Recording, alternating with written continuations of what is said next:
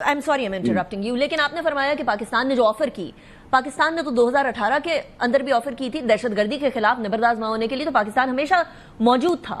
ان کے انخلا کے لیے پاکستان نے کتنی سپورٹ کی تھی، لیکن اس ٹائم پر یو ایس نے پاکستان کا ویسا ساتھ نہیں دیا جو ہم توقع لگائے بیٹھے تھے کہ ہم نے وہاں سارے ویسٹرن ایمبیسیز کے لوگوں کو، جتنے وہاں کے لوگ تھے جو یو ایس کو سپورٹ بھی کر رہے تھے، ہم نے ان کو انخلا کا کوریڈور دیا، بٹ وہ سپورٹ نہیں ملی. So what changed? نمبر 1.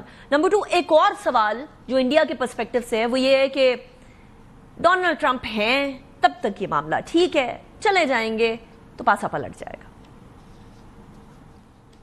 جی، یہ اس بات میں کچھ وزن بھی ہے. امریکہ میں ہندوستان نے بہت بڑی انویسٹمنٹس کی ہیں، اور امریکہ میں جو ایک خاص آئی تھنک فیکٹر ہے وہ ایک ہندوتوا فیکٹر بھی موجود ہے، اور اب اس پہ ڈاکیومنٹیشن ہو چکی ہے کہ ایسے لوگ ہیں جو باقاعدہ ایک ہندو ایکسٹریمسٹ نظر سے سپورٹ کرتے ہیں، وہاں اس پالیسی کو فالو کرتے ہیں، اینٹی پاکستان ہیں.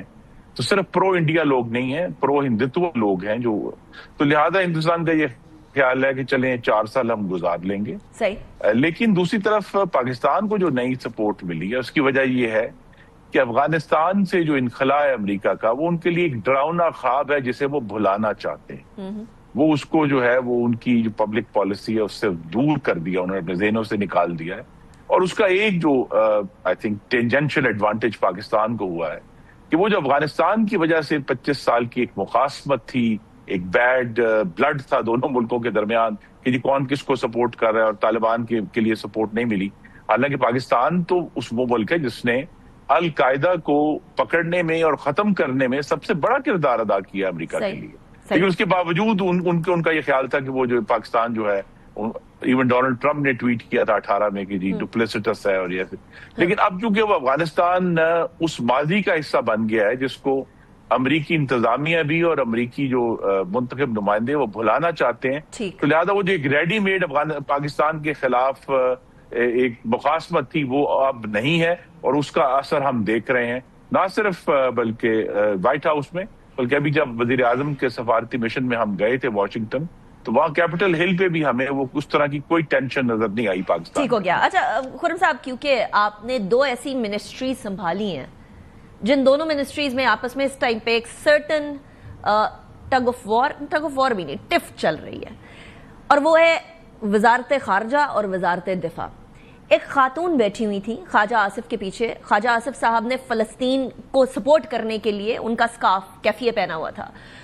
جو خاتون پیچھے تھی ان کا رویہ مختلف ہے. اب میں خاتون کا نام نہیں لوں گی because this is not a personal attack, لیکن میرے لیے سوال یہ ہے کہ خواجہ آصف صاحب ڈیفنس منسٹر یہ کہہ رہے ہیں سلامتی کونسل میں یہ تقریر وزیر اعظم کیونکہ مصروف تھے اس لیے ان کی جگہ پر میں نے کی.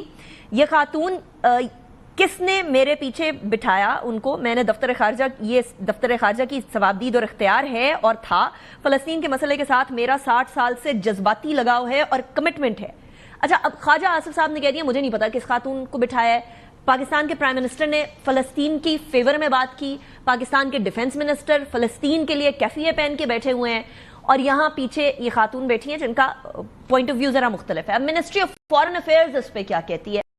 منسٹری آف فارن افیئرز کہتی ہے we've noted queries regarding the seating of a certain individual behind the defense minister at a recent meeting of the UNSC. To clarify, the individual in question was not listed in the official letter of credence for Pakistan delegation on the 80th UNGA session signed by the Deputy Prime Minister and the Foreign Minister. As such, her seating behind the Defense Minister did not have the approval of the Deputy Prime Minister or the Foreign Minister. مطلب Foreign Minister نے بھی نہیں approve کیا، Deputy Prime Minister بھی وہ ہیں اسحاق ڈار صاحب، اور Ministry of Foreign Affairs کو بھی نہیں پتا تھا. لیکن کوئی خاتون جا کے ڈیفنس منسٹر کے پیچھے اتنے امپورٹنٹ ٹائم پر بیٹھ جاتی ہیں. یہ شرف باقی سب کو بھی حاصل ہو سکتا ہے اتنے آرام سے؟ خرم دستگیر صاحب، کوئی بھی جا کے پیچھے بیٹھ جائے. جی، میں اس چونکہ معاملے کے بارے میں جانتا نہیں ہوں.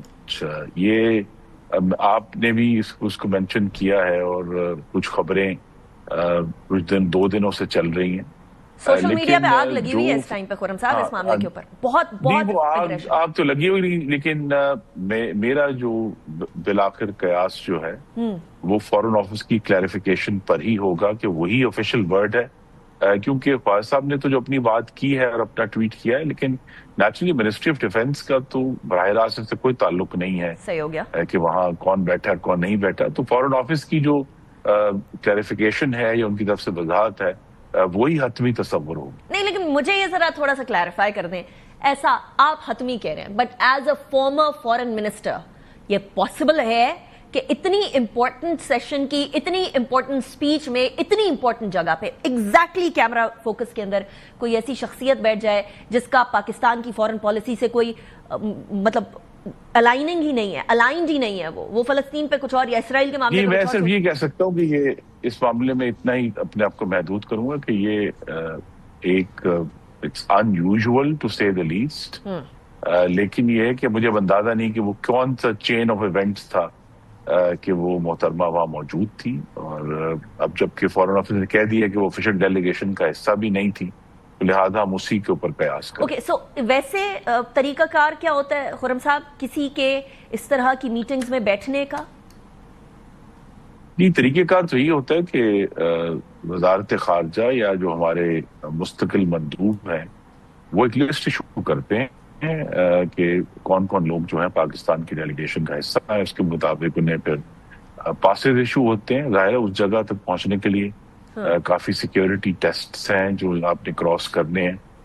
جو بھی اس کا لطیفہ بھی ہوا کہ آپ نے دیکھا کہ وہ سب نے ایک ہی جگہ سے گزر کے جانا ہے. ڈونلڈ ٹرمپ اور ان کی اہلیہ کی بھی لفٹ رک گئی تو انہوں نے اس کے اوپر کافی خفگی کا اظہار بھی کیا، لیکن سب کو ایک ہی جگہ سے چونکہ گزر کے اس ہال میں پہنچنا ہوتا ہے.